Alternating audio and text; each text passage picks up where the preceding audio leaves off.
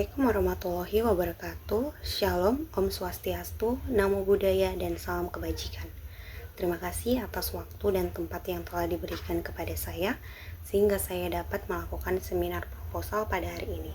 Yang saya hormati Ibu Prof. Dr. Syafrida Hafni Sahir, SE, MSI, dan Ibu Yusnaini selaku dosen pengampu mata kuliah metodologi penelitian, dan seluruh para audiens yang hadir pada hari ini. Baiklah, perkenalkan, nama saya Julika Buru Panjaitan dari jurusan akuntansi dengan NPM 2283350. Baiklah, saya akan mempresentasikan judul saya, yaitu analisis kinerja keuangan pada bank yang terdaftar di Bursa Efek Indonesia periode 2019-2020. Judul skripsi yang saya angkat pada hari ini saya ambil dari skripsi Susianti Simanjuntak dengan NPM 178330194 dari program studi akuntansi. Baiklah, kita akan masuk ke dalam latar belakang. Adapun latar belakangnya sebagai berikut. Sektor perbankan di Indonesia merupakan salah satu pilar utama dalam pembangunan ekonomi nasional. Bank berfungsi sebagai perantara keuangan, menghubungkan pihak yang memiliki kelebihan dana dengan pihak yang membutuhkan dana untuk kegiatan produktif. Dengan demikian, perbankan memegang peranan penting dalam menggerakkan perekonomian suatu negara. Bank juga memiliki peran strategis dalam mendukung stabilitas moneter, mendorong pertumbuhan ekonomi, serta memastikan tersedianya likuiditas yang cukup di pasar. Meskipun peranannya sangat penting, sektor perbankan tidak lepas dari berbagai tantangan, baik dari faktor internal maupun eksternal. Salah satu tantangan besarnya yang dihadapi sektor perbankan dalam beberapa tahun terakhir adalah memburuknya perekonomian global, perubahan kebijakan moneter, serta terjangan ekonomi akibat pandemi COVID-19. Pandemi COVID-19 yang mulai berdampak pada akhir tahun 2019 hingga 2020 menyebabkan gangguan signifikan di berbagai sektor ekonomi, termasuk perbankan. Penurunan aktivitas ekonomi global berdampak langsung pada kemampuan masyarakat untuk membayar pinjaman yang pada akhirnya mempengaruhi masalah rasio kredit dan rasio likuiditas bank. Adapun rumusan masalah dari skripsi ini yaitu bagaimana kinerja keuangan bank yang terdaftar di Bursa Efek Indonesia periode 2019-2020 berdasarkan rasio likuiditas dan rasio solvabilitas. Adapun tujuan dan manfaat penelitian. Yang pertama, tujuan penelitian menganalisis kinerja keuangan bank yang terdaftar di BI berdasarkan rasio likuiditas dan solvabilitas. Selanjutnya yaitu manfaat penelitian. Bagi peneliti menambah wawasan tentang analisis rasio keuangan. Bagi akademisi memberikan referensi dalam kajian rasio keuangan perbankan. Bagi perbankan sebagai bahan pertimbangan dalam pengambilan keputusan keuangan. Selanjutnya kita masuk ke dalam bab 2, landasan teori. Kinerja keuangan, gambaran kondisi keuangan perusahaan dalam memenuhi kewajiban. Rasio likuiditas mengukur kemampuan perusahaan membayar utang jangka pendek. Rasio solvabilitas mengukur kemampuan perusahaan melunasi seluruh utangnya dengan aset yang dimiliki. Selanjutnya tinjauan pustaka. Kinerja keuangan menurut Munawir tahun 2008, kinerja keuangan adalah gambaran kemampuan perusahaan dalam mengelola aset dan kewajibannya untuk mencapai laba.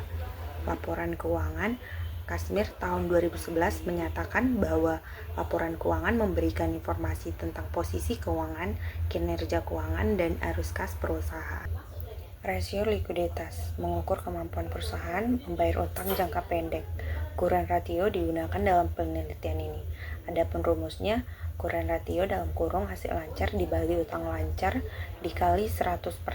Selanjutnya, rasio solvabilitas mengukur kemampuan perusahaan melunasi semua kewajiban. Indikator yang digunakan adalah debt to asset ratio. Adapun rumusnya, debt to asset ratio sama dengan dalam kurung total utang dibagi total aset dikali 100%.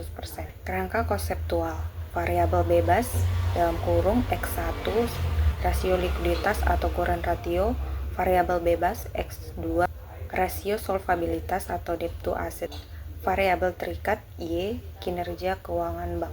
Selanjutnya hipotesis penelitian. Yang pertama, H1 rasio likuiditas berpengaruh positif terhadap kinerja keuangan bank. Yang kedua, H2 rasio solvabilitas berpengaruh negatif terhadap kinerja keuangan bank. Yang ketiga, HA terdapat hubungan signifikan antara rasio likuiditas dan solvabilitas dengan kinerja keuangan bank. Yang keempat, HO tidak ada berpengaruh signifikan antara rasio likuiditas dan solvabilitas dengan kinerja keuangan bank. Selanjutnya kita masuk ke dalam bab 3, yaitu jenis dan sumber data. Jenis data yang digunakan dalam penelitian ini menggunakan deskriptif kualitatif dengan analisis rasio likuiditas dan solvabilitas. Sumber data yang digunakan dalam penelitian ini menggunakan data sekunder, yaitu data yang sudah ada dan dipublikasikan oleh pihak lain. Populasi dan sampel penelitian.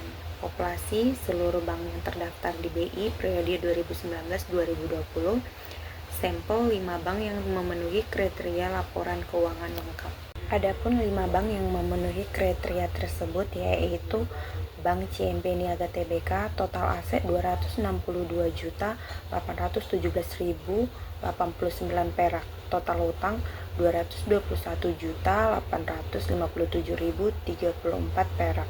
Bank Danamon Indonesia Tbk, total aset 190.042.003 perak, total utang 148.519.059 perak.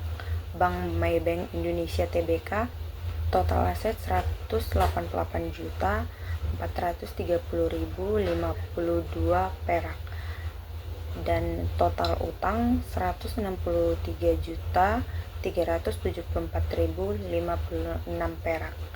Bank OCBN NISP Tbk, total aset 177.528.098 perak, total utang 152.178.092 perak.